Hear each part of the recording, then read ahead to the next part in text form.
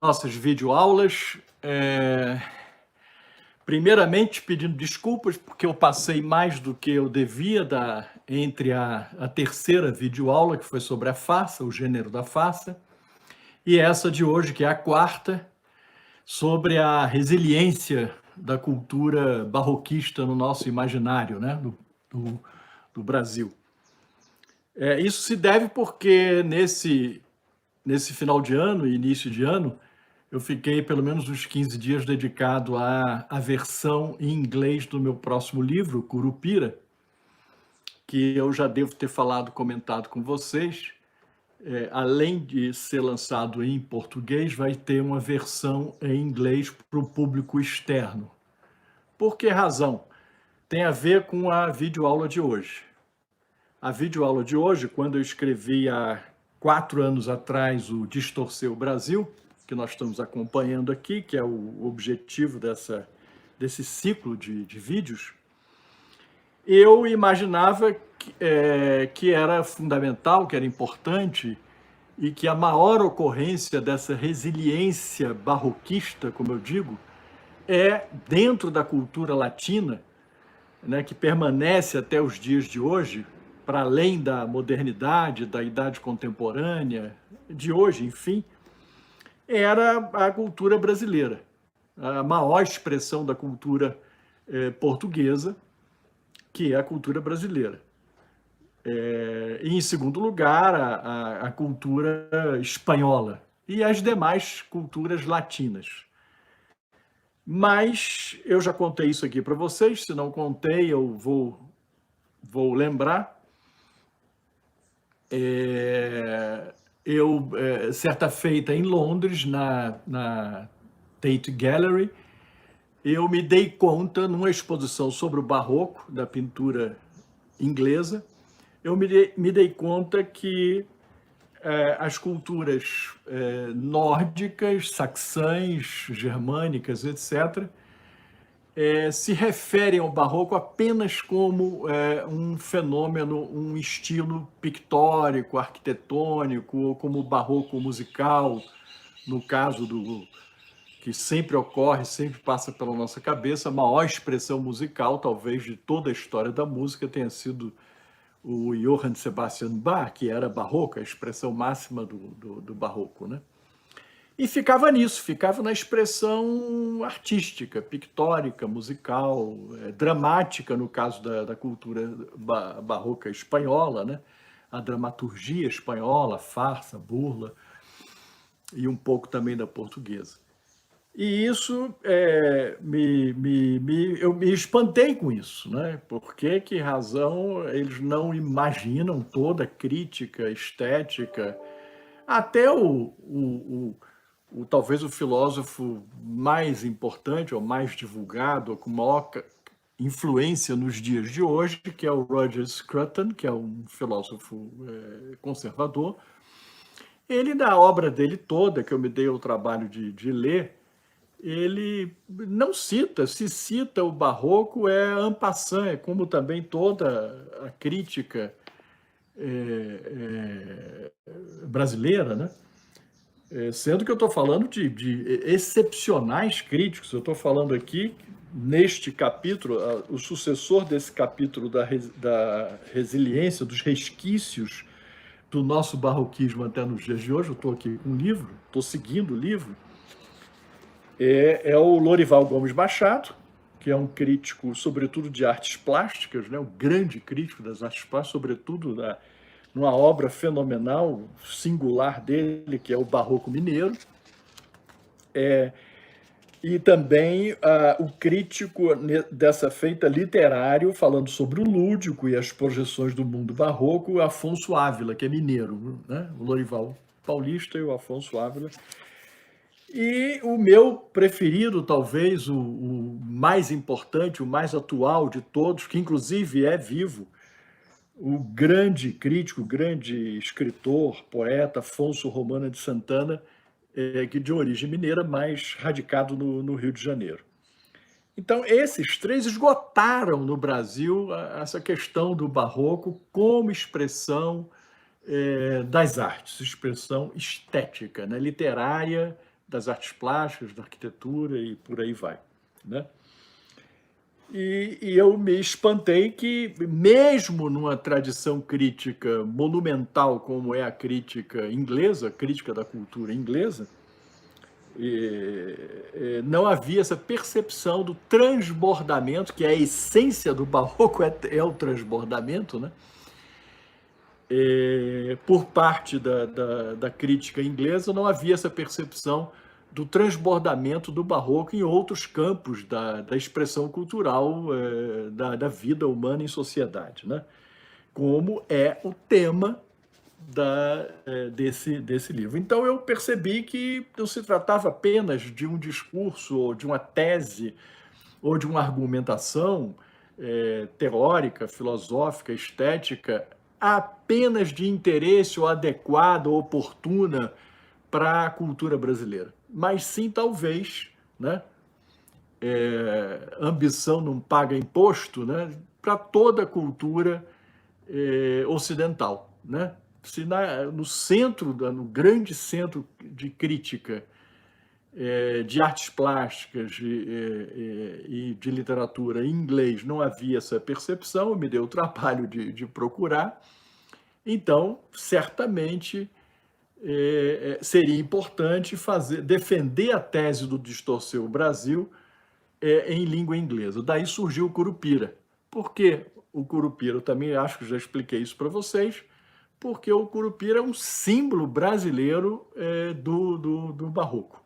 É a concepção que eu tenho dela, como símbolo abstrato da voluta, que vem da arquitetura italiana, que é de onde surgiu o barroco, né? É na Renascença italiana que surge o barroco. É o símbolo, vamos dizer assim, abstrato, né? Geométrico, se é que eu posso falar esse termo, é um símbolo abstrato, é um símbolo da voluta ou das espirais, né? Ascendentes ou descendentes, ou a voluta, que nada mais é do que a espiral em 3 dimensões, a terceira em 3 dimensões. Portanto, esses resquícios do barroco, que eu vou agora falar, que está na página 39 do livro, e vou comentar com vocês nessa videoaula 4, ela pode ser perfeitamente atualizada, eu já faço algumas atualizações, e ela pode ser observada, essa mesma retórica barroca, em outros campos fora a expressão cultural brasileira. Então, sem mais delongas, vamos lá, né? Eu levanto 10 características fundamentais, 8 características, 1, 2, 3, 4, 5, 6, 7, 8, 9 características fundamentais do barroco. Eu nem sei porque que eu fiz 9, porque eu deveria fazer sempre 10. Eu gosto de ter essas sínteses dentro do modelo sagrado dos 10 mandamentos, porque, afinal de contas, como eu digo, nós temos 10 dedos, então fica mais fácil de memorizar. Mas os resquícios do barroquismo nos dias de hoje, que, aliás, é o que sempre me perguntam, sempre estão me perguntando, mas que você vem desencavar essa história do século XVI, XVII, para analisar o Brasil de hoje, para observar ou comentar as questões de hoje? Sim, é porque eu mesmo não fico satisfeito com a consistência do comentário, seja político, cultural, artístico, brasileiro, hoje. Não me satisfaz, né? Eu vejo que ele não percebe uma tradição da cultura que faz parte de todo, resultante de todo o país, de todo, que explica. Você não pode chegar e dizer que a questão hoje do transbordamento do Supremo Tribunal Federal de suas atribuições originais, constitucionais, não tem a ver com isso. Eu próprio já usei o termo, né? Transborda, ultrapassa, abusa de suas missões institucionais. Então, isto é um fenômeno barroco. Transbordar, abusar, exagerar, né? Sem considerar que o outro é a questão do conceito da liberdade. O outro é o limite da tua liberdade. A tua liberdade só é exatamente liberdade na medida em que ela incorpora a alteridade. Se ela não incorpora a alteridade, o seu conceito de liberdade está equivocado. Você não é um ser livre. Você provavelmente é escravo de algum vício, né?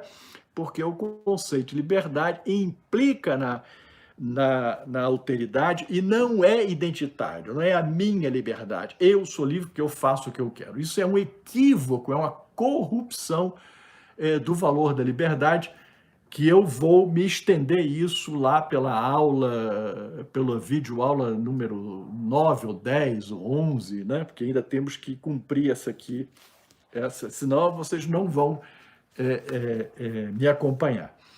Então, o primeiro resquício presente, a resiliência, como eu digo, do barroquismo, desse imaginário que nos marcou profundamente, eu digo que o Brasil não teve renascença simplesmente porque ele foi descoberto concomitante à vivência da renascença na Europa.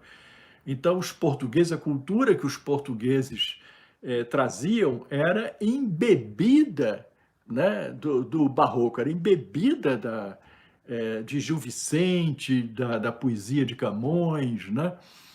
E isso marcou profundamente o Brasil, por quê? Porque a gente ficou estagnado em termos de contato com outras culturas, aí sim, renascenças, iluministas, etc., a partir do século XVI, quando a gente é descoberto, ou durante o século XVII, onde realmente a gente se forma a matriz étnica, linguística brasileira, geopolítica brasileira se consolida durante o século XVII, né? E sem este contato, não existe contato com esse mundo clássico da Renascença, né? É como se essa fosse a nossa perspectiva. E como Guimarães Rosa vai pesquisar esse português falado no interior de Minas, que é do século XVII, XVIII, os grandes gênios brasileiros sempre vão fazer isso. Villa-Lobos nada mais fez do que isso que o Guimarães contemporâneo dele fez, viajou todo o norte e o nordeste do Brasil, recolhendo temas de cantorias da música, de modelos musicais e cirandas e formas musicais do século XVIII do Brasil, né? E é isso aí, os pintores nem se fala. Vamos voltar então. Aqui na página 39, nós estamos nos requisitos do nosso barroquismo nos dias de hoje. Quem é que não reconhece hoje em dia o nosso amor, quase que do nosso inconsciente coletivo pela figura do exagero, como eu disse, do transbordamento, da hipérbole, né?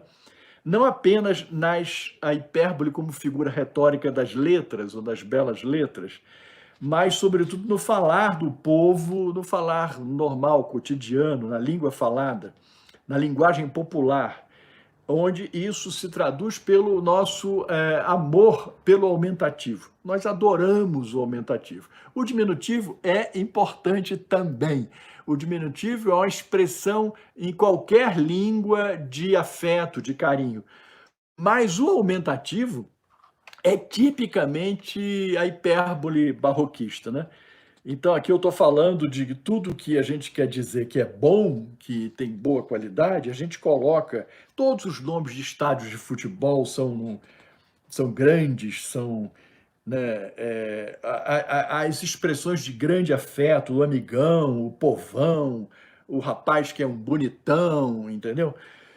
Todas essas questões de aumentativos na língua refletem, na verdade, esse imaginário de abundância.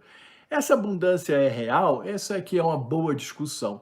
Se no sistema social e econômico brasileiro nós vivemos em escassez, nós realmente vivemos no imaginário essa escassez concreta ou não? Na verdade, a gente vive um imaginário de abundância dado pela própria riqueza da terra, pela riqueza dos recursos naturais, pela beleza mesmo que a natureza brasileira tem cantada em prol e verso desde o século XVI, né? Então, isto é uma matéria a se pensar ainda, a se produzir uma reflexão sobre a identidade brasileira, né? É a identidade de transbordamento, de aumentativo, de grande emoção, né? É aquilo que extravasa no coração. Nós não somos chegados à medida, à mesura, ao equilíbrio, à sensatez, ao bom balanço que são características do classicismo, da Renascença.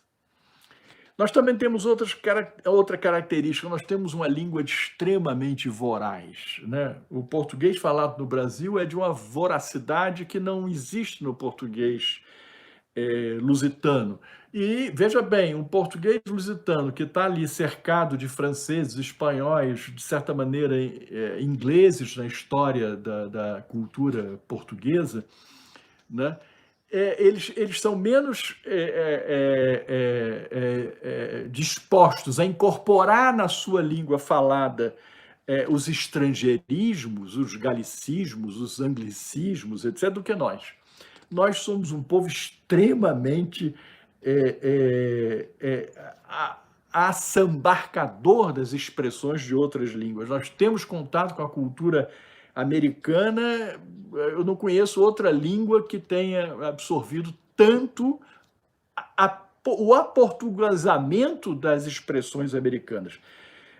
Do inglês, né? Eu vou, só para lembrar vocês, a gente gosta de falar disponibilizar. A gente não fala dispor, a gente fala disponibilizar. Isso é um americanismo. Ou protocolizar, ao invés de protocolar. O verbo tipicamente inglês do performance, né? Performar, nós não queremos dizer nunca do desempenho, né? Falamos do comprometimento e não do compromisso. A palavra castiça brasileira é compromisso. Comprometimento já tem um outro sentido, já negativo, de apodrecimento, né? de perda da integridade.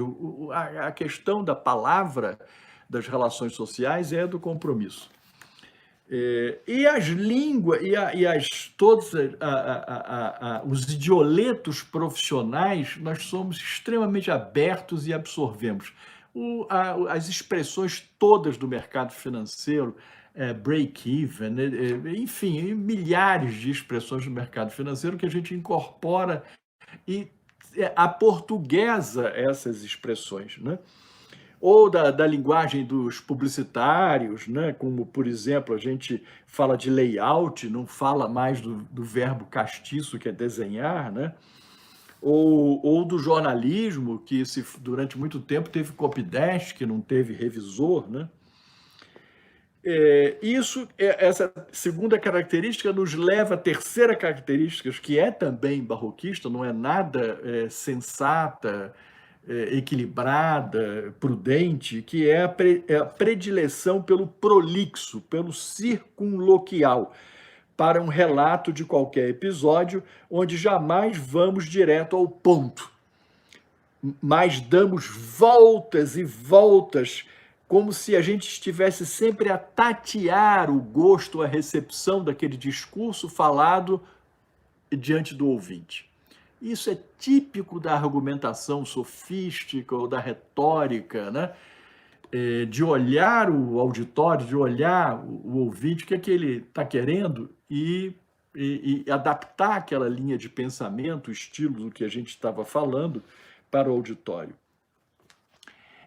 Outra coisa, nós adoramos todas as figuras de repetições, né? De comparações, de aliterações, de pleonasmos, né? Que compõem o arsenal retórico que é, sobretudo, barroco. É o barroco que vai... Não é que não existia retórica na Renascença, na Idade Média, havia, lógico, né? Mas o gosto pela retórica, o desafio de ser retórico em todos os campos da arte é realmente... sobretudo latino. Então, nós adoramos essas figuras como se a gente estivesse ganhando sempre tempo no nosso discurso prolixo, né? Para nos convencer de que dizemos ou mesmo estamos acertando naquilo que vai agradar o auditório. Nós somos, então, resultante disso, que é a quinta característica na nossa língua, no nosso imaginário cultural, grandes convencedores, grandes trocadilhistas, grandes piadistas, argumentadores, oradores, apregoadores, vendedores. Nós somos um povo extremamente afeito a esse ofício de mercadejar, de marquetear, né? A expressão marqueteiro é tipicamente brasileira, né? Onde exercemos uma posição de inferioridade no diálogo. Alguém que não é ouvido devido à suposta posição inferior diante de alguém que não quer ouvir. Então, como a gente parte do princípio, do a priori, de que a gente não é ouvido, a gente tem um esforço no nosso imaginário, a gente acumula um esforço de bem dizer, de dizer as coisas não só o pouco necessário para a compreensão do interlocutor, mas com a prolixidade extraordinária. Estamos na posição direta a clássicas culturas de frios demonstradores de teoremas, silábicos descritores de fenômenos, sempre confiantes na pura razoabilidade da interlocução, na sensatez do entendimento de seus interlocutores. Então, nós não temos confiança na sensatez, na razoabilidade de nossa argumentação. É preciso sempre um esforço emocional para nos sentirmos entendidos ou compreendidos. Uma cultura onde seja mais a arte do que a ciência, mais a emoção do que a razão, mais o efeito do que o conteúdo, mais a retórica do que a lógica ou do que a mensagem lógica, mais a farsa da comédia do que a verdade da tragédia, mais o processo do que o fim, né? No caso até do judiciário.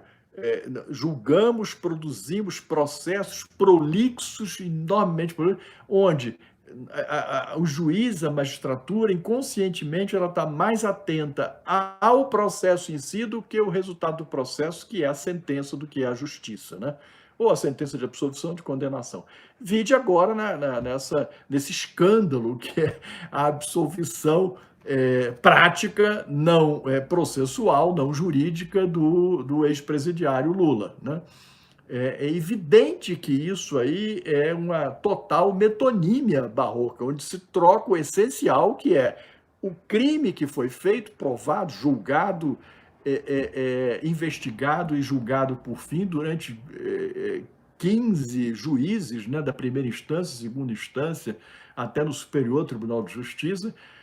E isso que é o essencial é trocado pelo acidente geográfico. Não tinha que ser julgado em Curitiba, tinha que ser julgado em Brasília, etc. Como se isso pudesse apagar o mérito, né, do juízo, né? Uma cultura que seja mais a arte do que a ciência, mais o processo do que a justiça, né? Mais o motivo do que o resultado, mais o jogo do que a disputa. E para lembrar o grande Guimarães Rosa, que era o maior escritor da língua portuguesa no Brasil, nós pesamos mais a travessia do que o destino. O destino, como se diz na cultura, na sabedoria popular, a Deus pertence. Não cabe ao homem saber do seu destino. O homem não pode ser senhor de seu destino, né? Mas no campo cívico, moral, jurídico, político, sem dúvida alguma, apreciamos mais o exercício da política de trocas e alianças, né, do toma lá da cá, do que o justo e puro exercício de poder, que sempre vai deixar perdedores, né? Na política, na justiça, sempre vai existir, ou na moral, se alguém transgride, comete uma transgressão de seu direito contra o direito de outros, sempre vai haver o justo ou injusto, certo ou errado, né? E nós não gostamos muito disso. O barroco não gosta de chegar a esses finalmente. É melhor ficar nos entretanto, como lembrando aí do Chico Anísio, né? Apreciamos mais a processualística do que o juízo final, mais a travessia, como diz Guimarães, mais o recurso ou o curso do que a própria sentença, mais o adiamento do que a conclusão, mais os conchavos do que o embate franco aberto, mais os acordos de meio a meio do que a perda ou o ganho por inteiro. Isso é tipicamente da nossa cultura de resiliência barroquista, né? É melhor um acordo onde cada um ganhe metade do que se partir para o embate onde um só vai ganhar e o outro vai perder. No campo, portanto, aí vem o nono resquício, o nono prova de nossa resiliência barroca, que vocês podem perceber isso no que a gente vive no noticiário da saúde pública, da política, das eleições, dos partidos, do executivo, do judiciário, do legislativo, que é esse: no campo moral, não somos muito afeitos ao rigor moral, a aceitar os valores da tradição moral, porque assim foram cunhados pelos nossos antepassados. À custa do relativismo moral, somos mais forjados para o parecer da camuflagem da natureza do que para o ser da cultura humanística, ou seja, da cultura que coloca a razão, o bom senso e a prudência como valores fundamentais. Como carregamos na alma o complexo edênico do Éden, né? Nesta terra onde inaugurávamos uma nova história, onde a cultura não havia, fizemos mais pacto com as forças da natureza para sobreviver do que com os contratos sociais dos homens.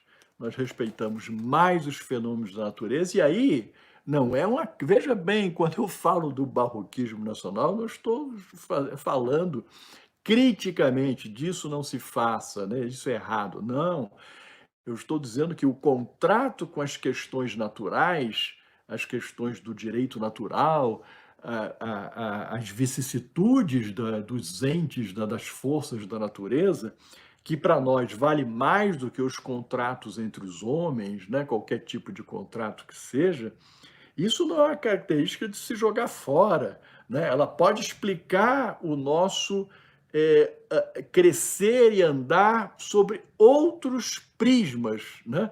Mas não é de se jogar fora, isso é de se entender como é que a gente funciona de maneira barroca.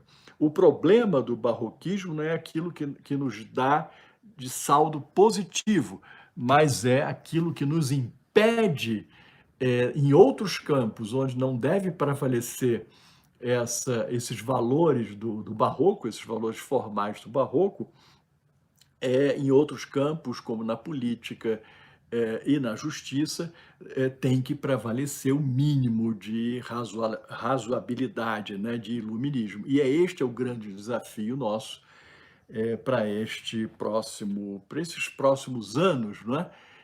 Tentar ver se contém um pouco esse transbordamento barroco, que, volto a dizer, nas artes, nas relações com a natureza, até no convívio social, de certa maneira, é muito bom, é muito benfazejo, né? É uma característica fundamental do país, do Brasil, da cultura brasileira. Agora, está mais do que visto que isto transbordado, esses valores transbordados para a irrazoabilidade, para a falta de prudência, para a falta do senso de realidade na vida política, jurídica e social, realmente isso é o nosso grande desafio. Portanto, é isso a resiliência desse nosso vídeo, que já estamos quase no limite, né, do nosso tempo. Eu não gosto nunca de passar muito de 30 minutos, porque é o mais do que suficiente para fazer a explanação de um capítulo do livro Distorcer o Brasil, que é a minha tese, o meu objeto de estudo já há alguns anos, para fazer uma pequena contribuição à grande tradição de grandes intérpretes que o Brasil tem, para se entender, para procurar saber por que que a gente não cresce, não tem um sistema social mais justo, mais equânime, por que que a gente não desenvolve segundo a nossa potencialidade, porque a gente não aciona a nossa potencialidade quanto nós merecíamos, né? Ou entendemos que deveremos merecer. Para mim, é esta resiliência barroquista. Portanto, espero que vocês tenham gostado. Estamos já com 540 inscritos nas videoaulas, isso foi muito bom. Eu disse que eu só faria a quarta quando chegasse a 500, passamos de 500, então o nosso próximo desafio para chegar à quinta videoaula, que vai ser exatamente sobre toda essa crítica literária, plástica, sobre a cultura brasileira, desses autores que eu já citei aqui en passant, e depois vamos chegar às sínteses das formas barrocas que nos influenciam, e sem dúvida nenhuma, não é apenas o Curupira, o herói de pés distorcidos, mas é a própria torção abstrata representada pela voluta. Isso que será a nossa próxima videoaula. Então, por hoje é isso. Agradeço a vocês. Continuem se inscrevendo, por favor, porque isso é que dá possibilidade. É a regra do jogo. Eu detesto. Eu nunca pensei que eu ia estar pedindo essa inscrição. Aperte o sininho, dê um gostei ou não gostei, né? Mas é fundamental. É a regra do jogo. Não depende de mim. Isso é as redes sociais que funcionam assim. E é fundamental que a gente progrida e também motiva, né? Me motiva a continuar esse trabalho. E vou dar notícias também para vocês daqui a 2 semanas sobre o andamento do lançamento do Curupira, né? Tanto em português e logo depois em inglês, para quem preferir, dar de presente para um amigo fora do Brasil, etc. Eu tenho certeza que vão gostar, porque é uma visão diferenciada, não de um fenômeno apenas como eu imaginei há 4 anos atrás, brasileiro, ou latino, melhor dizendo, mas é de um fenômeno de todo o Ocidente. Muito obrigado, boa tarde a vocês, fiquem com Deus e até aos 600 inscritos para a gente começar a videoaula número 5.